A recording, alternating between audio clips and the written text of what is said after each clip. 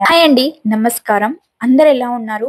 I hope మీరందరూ బావుండాలని మనస్ఫూర్తిగా కోరుకుంటున్నా. ఈ భూమి మీద ఏ జీవి బ్రతకాలన్నా గాలి, నీరు, నిప్పు ఎంత ముఖ్యమో ఆహారం కూడా అంతే ముఖ్యం కదండీ! ఆ ఆహారాన్ని అందించే అమ్మవారే అన్నపూర్ణేశ్వరి అమ్మవారు. భారతదేశంలో అన్నపూర్ణాదేవి ఆలయాలు చాలా అరుదుగా కనిపిస్తాయి. వాటిలో ఒకటి హొర్నాడు అన్నపూర్ణేశ్వరి ఆలయం. ఈ ఆలయాన్ని దర్శించడానికి వెళ్ళితే వారి జీవిత కాలంలో ఆహారానికి కొరత అనేది ఉండదని నమ్మకం.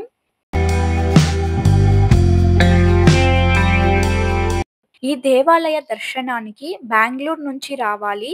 బెంగుళూరు నుంచి హొర్నాడు 317 కిలోమీటర్స్, మైసూర్ నుంచి 250 కిలోమీటర్స్, అలాగే మంగళూరు నుంచి 125 కిలోమీటర్, శృంగేరి నుంచి 78 కిలోమీటర్స్ అయితే అవుతుంది.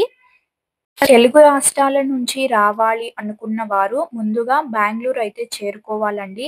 సో, బెంగుళూరు నుంచి మనకి డే టైమ్‌లో అయితే బస్సులు అవైలబుల్ లేవంట. సో, నైట్ టైమ్‌లో అయితే ఉంటాయి. వాటిని కూడా ఆన్‌లైన్‌లో బుక్ చేసుకొని హొరనాడు అయితే వెళ్ళవచ్చు.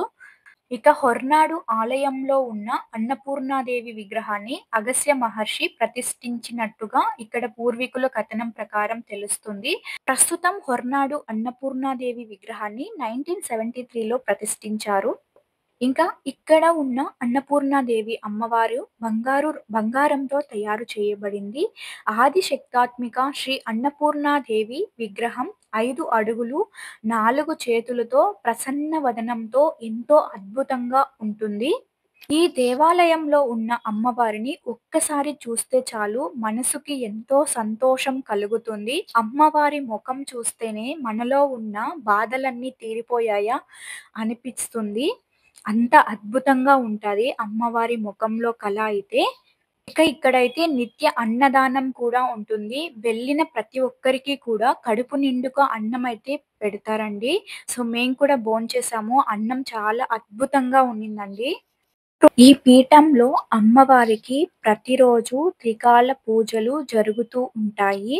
ప్రతి సంవత్సరం మే నెలలో ఈ ఆలయంలో రథోత్సవం చాలా అద్భుతంగా చేస్తారు అంట. ఇక్కడ 5 రోజుల పాటు వార్షిక బ్రహ్మోత్సవాలు కూడా నిర్వహిస్తూ ఉంటారు. అన్నపూర్ణేశ్వరి అమ్మవారి గురించి ఒక చిన్న కథ అయితే తెలుసుకుందాం. పూర్వం శివ పార్వతులు మాట్లాడుతూ ఉంటున్న సమయంలో పార్వతీదేవితో పరమేశ్వరుడు ఇలా అంటాడు, "ఈ లోకంలో అంతా మాయే, ఈ లోకంలో అన్ని వస్తువులు మాయే, చివరికి ఆహారం కూడా మాయే" అని చెబుతారు. అప్పుడు అమ్మవారు కోపం చేసుకొని అక్కడి నుంచి అదృశ్యం అయిపోతారంట. ఇక ఈ విశ్వం నుండి కూడా ఆహారాన్ని అమ్మవారు మాయ చేసేస్తారు. జీవులంతా ఆకలితో, బాధతో అలమటించిపోతూ ఉంటారు. ఎక్కడికి వెళ్ళినా ఒక్క మెతుకు అన్నం కూడా దొరకదు. అలా అలమటిస్తున్న జీవుల్ని చూసి పరమశివుడికి కూడా ఆకలి వేస్తుంది. అప్పుడు పార్వతి అమ్మ కోపాన్ని తగ్గించుకొని వచ్చి కాశీ క్షేత్రంలో అన్నపూర్ణాదేవిగా నెలకొంటారు. అప్పటి నుంచి గౌరీ అమ్మవారును అన్నపూర్ణాదేవిగా పిలవటం ప్రారంభిస్తారు.